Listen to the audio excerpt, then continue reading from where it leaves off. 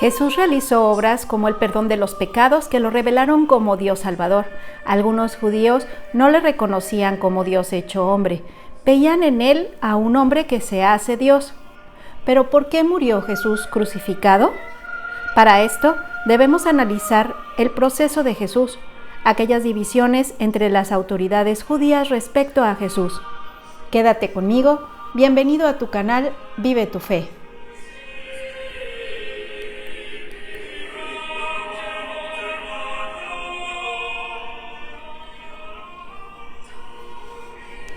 El Catecismo de la Iglesia Católica, en el número 595, nos dice que entre las autoridades religiosas de Jerusalén, no solamente el fariseo Nicodemo o el notable noble José de Arimatea eran en secreto discípulos de Jesús, sino que durante mucho tiempo hubo distensiones en el propósito de él.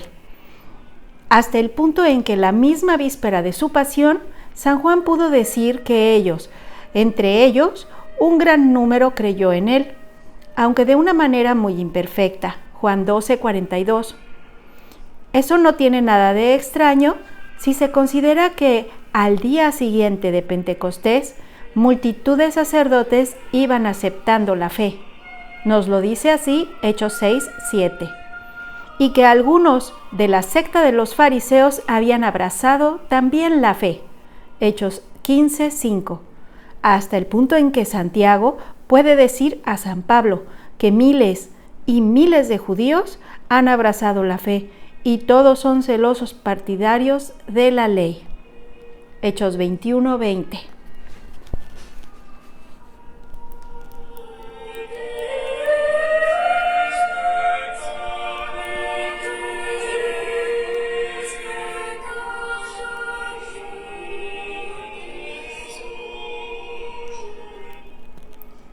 Pero las autoridades religiosas de Jerusalén no fueron unánimes en la conducta para seguir respecto a Jesús.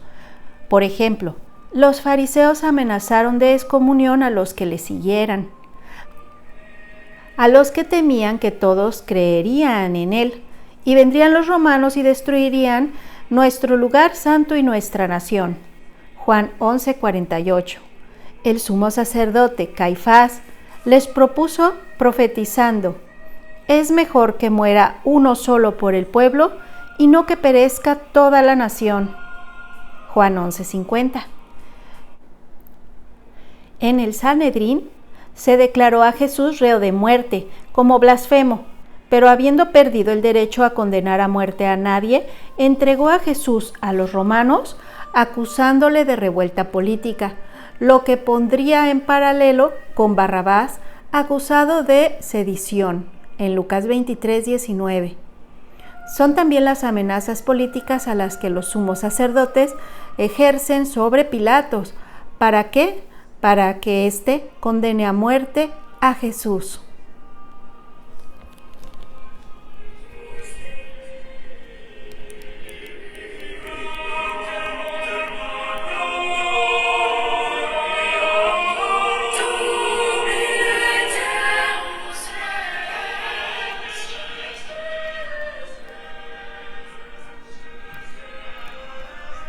Pero debemos de saber que los judíos no son responsables colectivamente de la muerte de Jesús, porque teniendo en cuenta la complejidad histórica manifestada en estas narraciones evangélicas sobre el proceso de Jesús, y sea cual sea el pecado personal de los protagonistas del proceso, como Judas, el Sanedrín, Pilato, lo cual solo Dios conoce, no se puede atribuir la responsabilidad del proceso al conjunto de judíos de Jerusalén, a pesar de los gritos de la muchedumbre manipulada, ni de las acusaciones colectivas contenidas en las exhortaciones a la conversión después de Pentecostés. El mismo Jesús, perdonando en la cruz, y Pedro, siguiendo su ejemplo, apelan a la ignorancia, a esa ignorancia en los judíos de Jerusalén e incluso de sus jefes. Menos todavía se podría ampliar esta responsabilidad a los restantes judíos en el tiempo y en el espacio, apoyándose en el grito del pueblo: su sangre caiga sobre nosotros y sobre nuestros hijos. Mateo 27:25, que equivale a una fórmula de ratificación.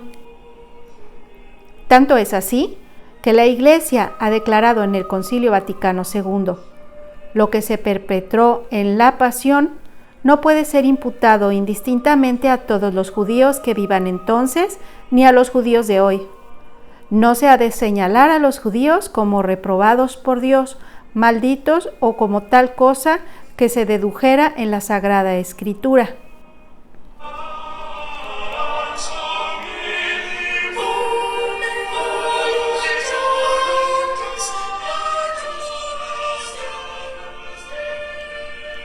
¿Pero todos los pecadores fueron los autores de la pasión de Cristo?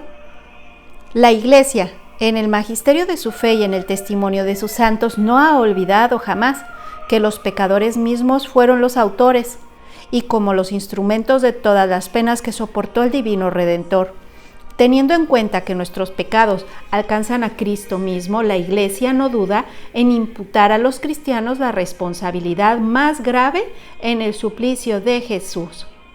Esa responsabilidad con la que ellos, con demasiada frecuencia, han abrumado únicamente a los judíos. Debemos considerar como culpables de esta horrible falta a los que continúan recayendo en sus pecados, ya que son nuestras malas acciones las que han hecho sufrir a nuestro Señor Jesucristo. El suplicio de la cruz, sin ninguna duda, los que la sumergen en esos desórdenes y en el mal, crucifican por su parte de nuevo al Hijo de Dios y le exponen a pública infamia. Hebreos 6:6. Y es necesario reconocer que nuestro crimen, en este caso, es mayor que el de los judíos, porque según el testimonio del apóstol, de haberlo conocido ellos, no habrían crucificado jamás al Señor de la gloria. Primera de Corintios 2:8. Nosotros, en cambio, hacemos profesión de conocerle y cuando renegamos de él con nuestras acciones, ponemos de algún modo sobre él nuestras manos criminales. San Francisco de Asís reclama: y los demonios no son los que le han crucificado, eres tú quien con ellos los has crucificado y los sigues crucificando todavía, deleitándote en los vicios y en los pecados.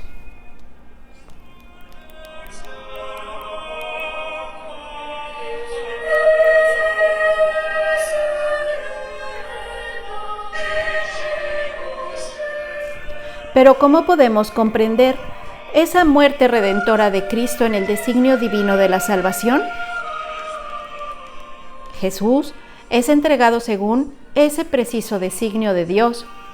La muerte violenta de Jesús no fue fruto del azar, ni tampoco de una desgraciada constelación de circunstancias.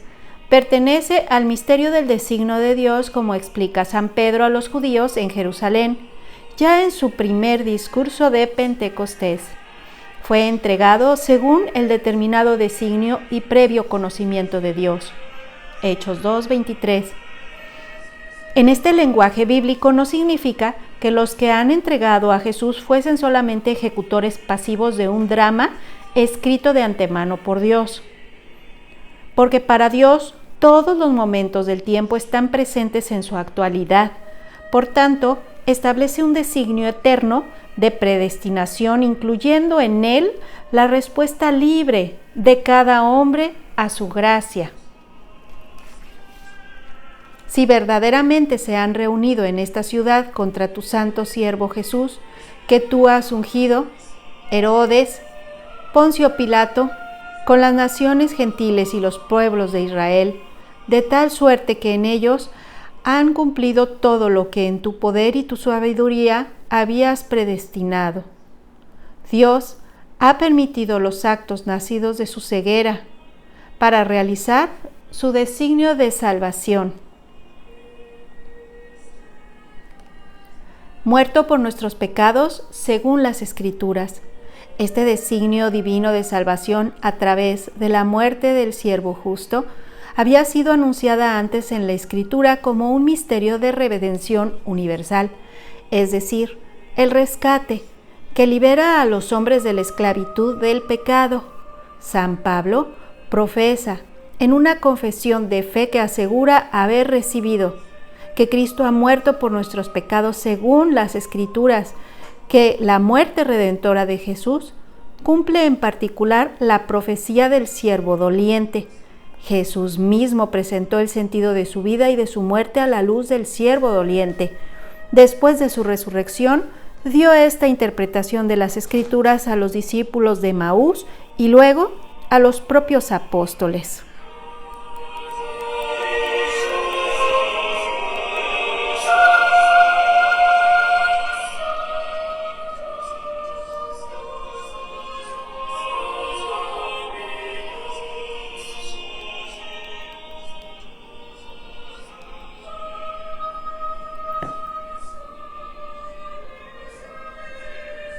Dios le hizo pecado por nosotros. En consecuencia, San Pedro pudo formular así la fe apostólica, ese designio divino de salvación. Habéis sido rescatados de la conducta necia heredada por vuestros padres, no con algo caduco, con oro o plata, sino con una sangre preciosa, como de cordero sin tacha ni mancha, Cristo predestinado antes de la creación del mundo y manifestado en los últimos tiempos a causa de vosotros. Los pecados de los hombres, consecuencia del pecado original, están sancionados con la muerte. Al enviar a su propio Hijo en la condición de esclavo, la de una humanidad caída y destinada a la muerte a causa de ese pecado, a quien no conoció pecado, Dios le hizo pecado por nosotros para que viniésemos a hacer justicia de Dios en él. Segunda de Corintios 5:21.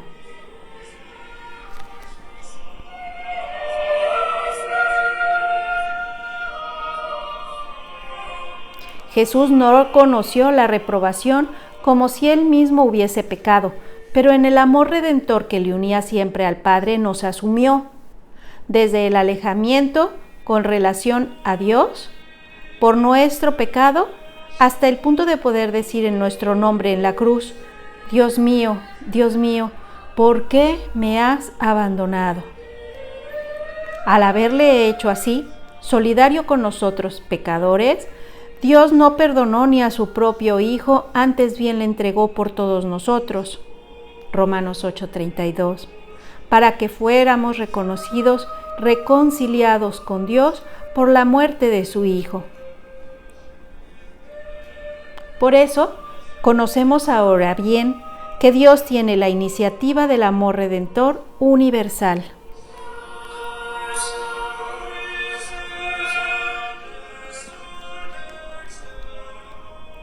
Al entregar a su Hijo por nuestros pecados, Dios manifiesta que su designio sobre nosotros es un designio de amor benevolente, que procede a todo mérito por nuestra parte. En esto consiste el amor, no en que nosotros hayamos amado a Dios, sino en el que Él nos amó y nos envió a su Hijo como propiciación por nuestros pecados. La prueba de que Dios nos ama es Cristo. Siendo nosotros todavía pecadores, murió por nosotros. Jesús ha recordado al final de la parábola de la oveja perdida que este amor es sin excepción. De la misma manera, no es voluntad de vuestro Padre Celestial que se pierda uno de estos pequeños. Así afirma dar su vida en rescate por muchos. En este último término no es restrictivo y opone el conjunto de la humanidad a la única persona del Redentor que se entrega para salvarla. Por eso, la Iglesia, siguiendo a los apóstoles, enseña que Cristo ha muerto por todos los hombres, sin excepción.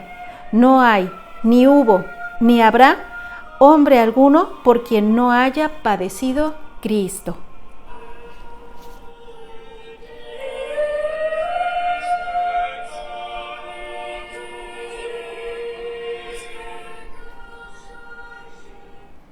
Cristo se ofreció a su Padre por nuestros pecados. Toda la vida de Cristo es oblación al Padre. El Hijo de Dios, bajado del cielo, no para hacer su voluntad, sino la del Padre que le ha enviado. Al entrar en este mundo dice: He aquí que vengo para hacer oh Dios, tu voluntad.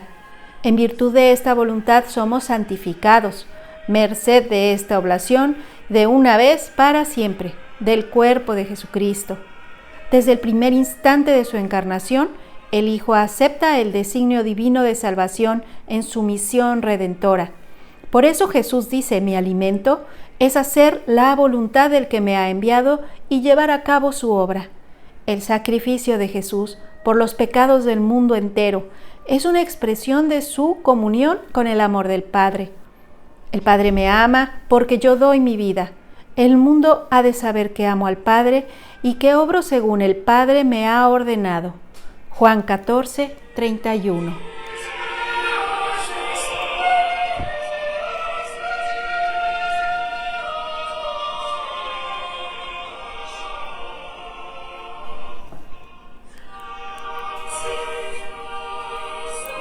Este deseo de aceptar el designio de amor redentor de su Padre anima toda la vida de Jesús, porque su pasión redentora es la razón de ser de su encarnación.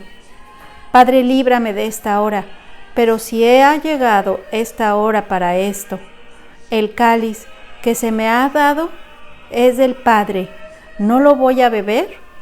Y todavía en la cruz, antes de que todo esté cumplido, dice: tengo sed.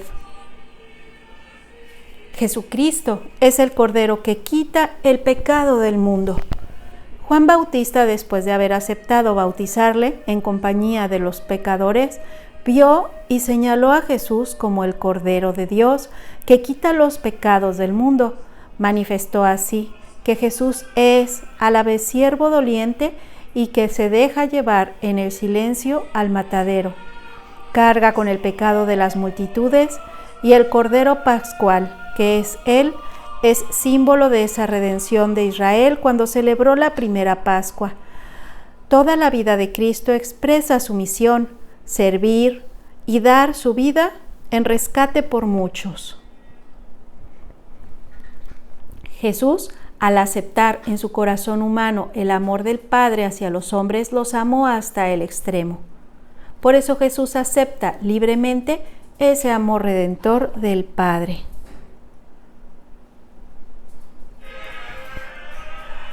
Nadie tiene mayor amor que aquel que da la vida por sus amigos. Tanto en el sufrimiento como en la muerte, su humanidad se hizo el instrumento libre y perfecto de su amor divino, que quiere la salvación de los hombres. En efecto, aceptó libremente su pasión y su muerte por amor a su Padre, y también a los hombres que el Padre quiere salvar. Por eso Jesucristo dice: nadie me quita la vida, yo la doy voluntariamente. Juan 10, 18. De aquí la soberanía de esa libertad del Hijo de Dios cuando Él mismo se encamina hacia la muerte.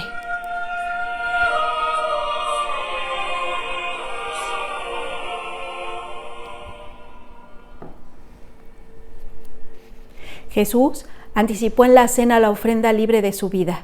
Jesús expresó de forma suprema la ofrenda libre de sí mismo en la cena tomada con los apóstoles. En la noche en que fue entregado, la víspera de su pasión, estando todavía libre, Jesús hizo de esta última cena con sus apóstoles el memorial de su ofrenda voluntaria al Padre, por la salvación de todos los hombres. Este es mi cuerpo que va a ser entregado por vosotros.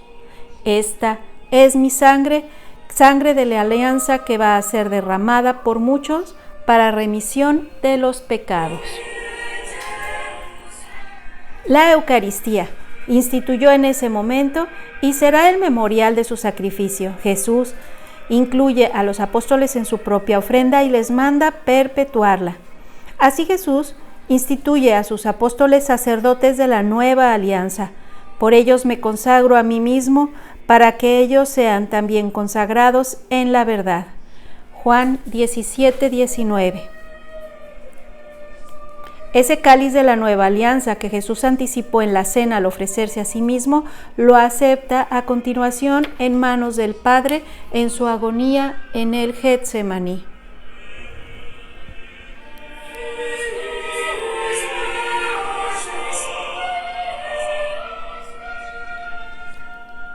Haciéndose obediente hasta la muerte, Jesús ora: Padre mío, si es posible, que pase de mí este cáliz. Expresa así el horror que representa la muerte para su naturaleza humana.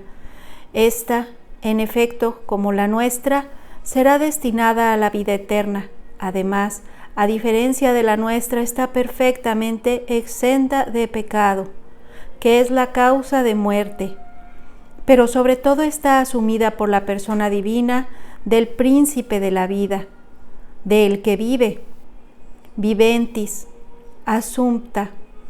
Al aceptar su voluntad humana, que se haga la voluntad del Padre, acepta su muerte como redentora para llevar nuestras faltas en su cuerpo sobre el madero.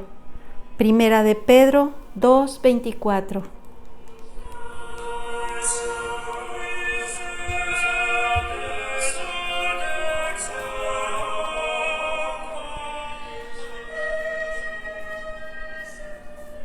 La muerte de Cristo es el sacrificio único y definitivo. La muerte de Cristo es a la vez el sacrificio pascual que lleva a cabo la redención definitiva de los hombres. Por medio del Cordero que quita el pecado del mundo, el sacrificio de la nueva alianza que devuelve al hombre la comunión con Dios, reconciliándole con Él por la sangre derramada por muchos para remisión de los pecados. Este sacrificio de Cristo es único, da plenitud, sobrepasa todos los sacrificios. Ante todo, es un don mismo de Dios Padre, el Padre, quien entrega al Hijo para reconciliarnos consigo. Al mismo tiempo es ofrenda del Hijo de Dios hecho hombre, que libremente y por amor ofrece su vida a su Padre, por medio del Espíritu Santo, para reparar nuestra desobediencia. Jesús reemplaza nuestra desobediencia con su obediencia.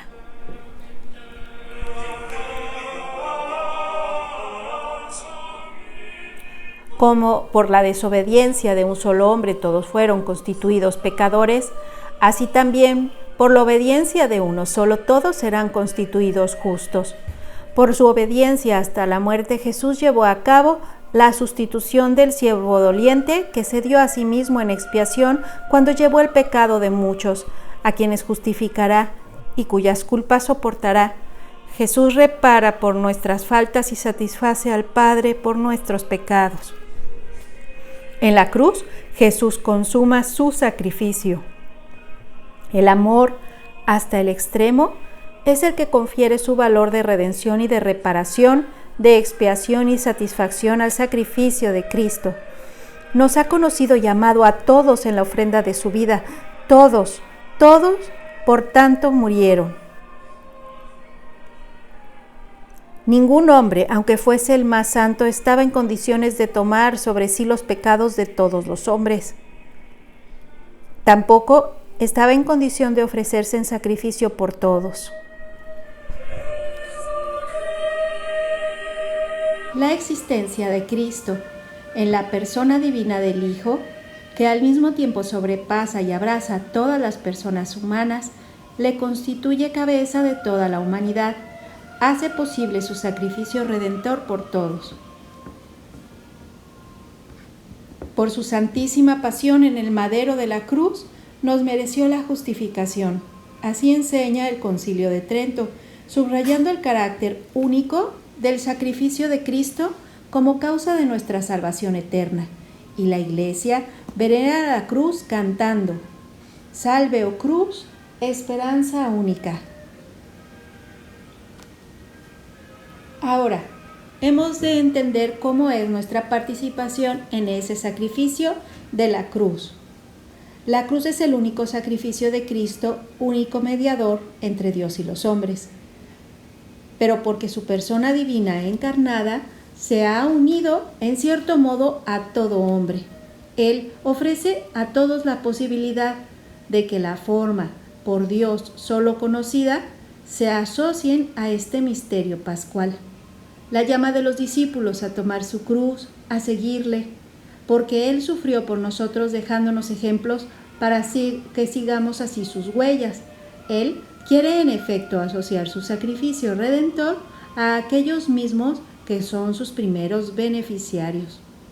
Esto lo realiza de forma excelsa en su madre, asociada más íntimamente que nadie en el misterio de su sufrimiento redentor. Esta es la única verdadera escala del paraíso. Fuera de la cruz no hay otra por donde subir al cielo. Santa Rosa de Lima. Hemos terminado esta reflexión sobre por qué Cristo murió en la cruz. Así que ahora sabemos que Cristo murió por nuestros pecados según las Escrituras, que nuestra salvación procede de la iniciativa del amor de Dios hacia nosotros, porque Él nos amó y nos envió a su Hijo como propiciación por nuestros pecados, y que en Cristo estaba Dios reconciliando al mundo consigo. Jesús, que se ofreció libremente por nuestra salvación, este don lo significa y lo realiza por anticipado en la última cena, cuando dice: «Este es mi cuerpo que es entregado por vosotros». Ahora sabemos que la redención de Cristo consiste en que Él ha venido a dar su vida como rescate por muchos, es decir, a amar a los suyos hasta el extremo, para que ellos fuesen rescatados de la conducta necia heredada por sus primeros padres. Y también ahora sabemos que por su obediencia amorosa a su Padre hasta la muerte de cruz, Jesús cumplió la misión expiatoria del siervo doliente, que justifica a muchos cargando con las culpas de ellos. Te invito a visitarnos y conocer más acerca de la extraordinaria persona de nuestro Señor Jesucristo. Te felicito por formarte y que Dios te bendiga siempre.